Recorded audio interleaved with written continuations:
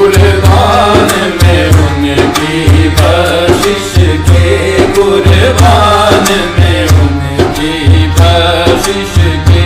मकसद भी जुबां पर आया नहीं, मकसद भी जुबां पर आया नहीं, बिन मांगे दिया और इतना दिया, बिन मांगे दिया और इतना दिया। दामन में हमारे समाया नहीं, दामन में हमारे समाया नहीं, कुर्बान में उनकी बख्शिश के। वो रहमत कैसी रहमत है,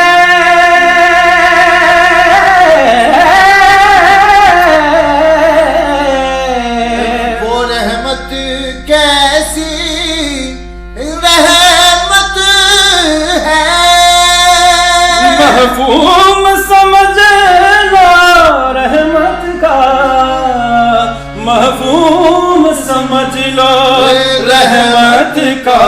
उसको भी गले से लगाया है, उसको भी गले से लगाया है।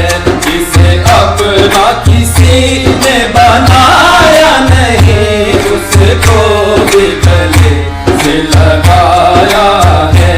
जिसे अपना किसी ने बनाया नहीं, जिसे अपना किसी ने बनाया नहीं, कुर्बान में उनकी बख्शिश के, कुर्बान में उनकी बख्शिश के।